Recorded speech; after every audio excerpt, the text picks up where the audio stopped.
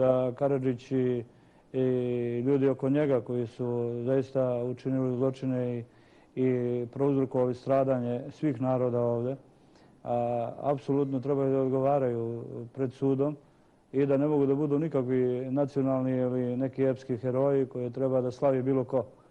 Ja mislim da su to ljudi koji ne zaslužuju pažnju naroda ni bilo kakve druge priče, nego trebaju da odgovaraju za ono što su radili i da treba skloniti sve one koji su u dijelu institucija vlasti ili u bilo kom segmentu života usmjereni ka tome da naprave mit o neuhvatljivosti Karadžića i znači pretvore ga u neku eventualnu legendu.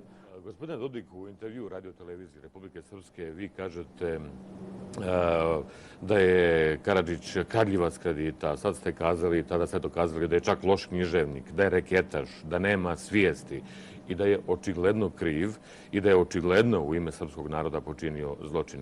Koliko vas obični svijet u Republici Srpskoj razumije i da li imate ikakvih reakcija nakon ovih intervjua?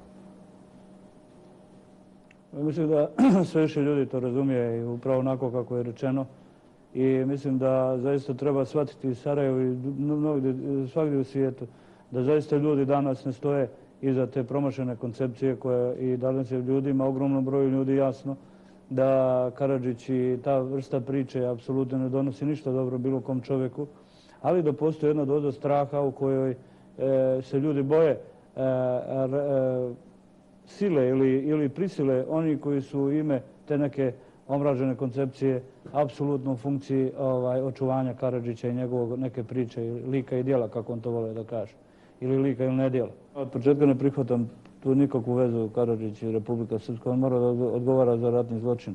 Bilo je ljudi koji su ovdje počinili zločine i u drugim narodima i pozivali se na neke kolektivitete. I u tom pogledu ja mislim da apsolutno da je neodrživa ta priča Karadžić i kažnjavanje Republike Srpske. I ne treba zaboraviti ni dimenziju da je njegova politika prouzrokovala i velika stradanja Srba na ovim prostorima. I ona je bila neodmjerena i ona je bila u funkciji stradanja i te vrste kolektiviteta. Dakle, ovdje su svi stradali. Ne možete da reći da je Karadžićeva politika bila politika koristi za srpski narod. Nije tačno. Dakle, ja znam savršeno dobro šta je bilo. Bio je genocid u Srebrenici. To je presudio sud u Hagu.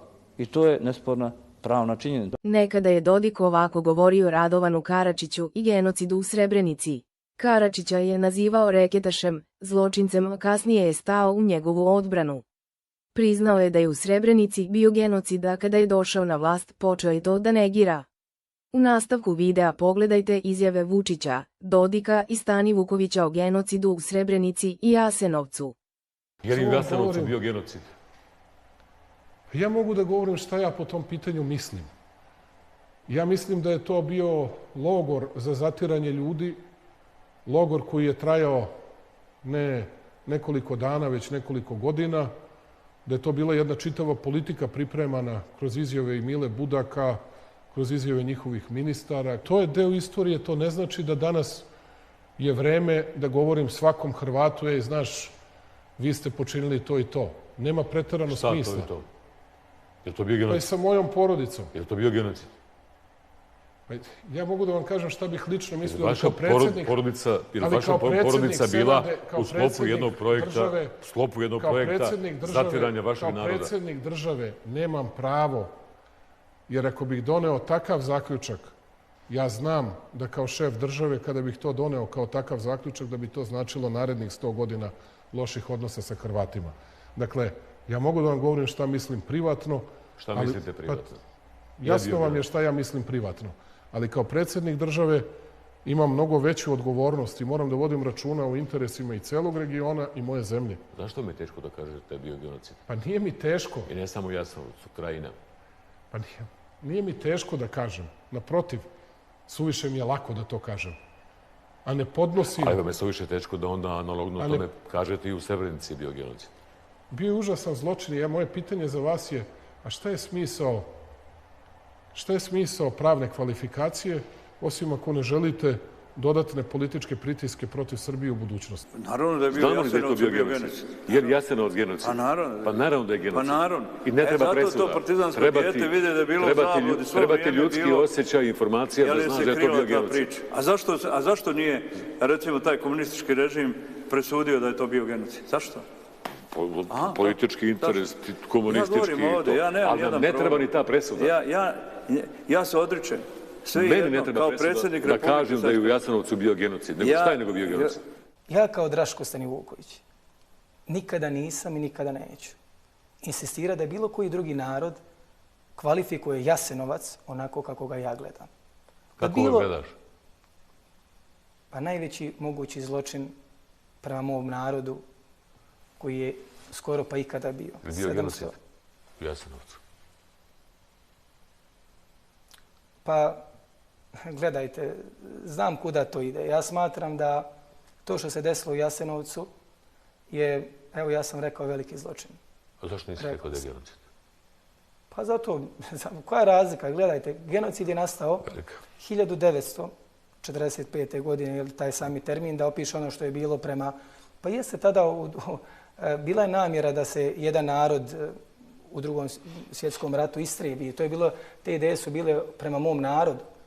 Ali idemo u tu neku prošlost. Dakle, osmo od Drugog svjetskog rata u Prvi svjetski, možemo dalje. To je suština. A šta je suština? Jasenovac i Srebrenica. Dakle, vidite ovo, krenuo sam. Znači, ja nikada nisam insistirao da bilo ko gleda neke stvari iz prošlosti prema mom narodu na način na koji ja gledam. Zamislite, evo sad dao sam jedan primjer da u Hrvatskoj ja dođem i pitam, Franjo Tuđman, znate šta radi prema mom narodu? Šta je to? Je li to genocid? Je li to zločin? Znate šta je 250.000 protiranih Srba? Ja postavljam jedno pitanje. Zašto ne kažeš što je etničko čišćenje? Ja postavljam pitanje. Ne bavim se tim temama, ne govorim o tom. Ja imam svoje gledište. Ja to kažem za sebe, pričam sa svojim narodom, pričam u svojoj kući, pričam, učim istoriju na koji način. Kaže li tvoj narod da je u Jasenovcu bio genocid? Pa nisam pitao kako kažu. Hoćeš da ti kažem? Hoću. Bio je genocid. Je li to bio genocid u Jasenovcu? Ma, naravno da je bio genocid.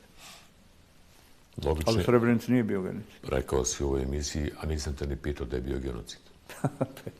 Pretpostavljam što me pita za Jasenovac. Ako je tamo bio i ovamo. Ako je bio ovamo, bio i tamo. Nije. Neuporedive stvari. Neuporedive.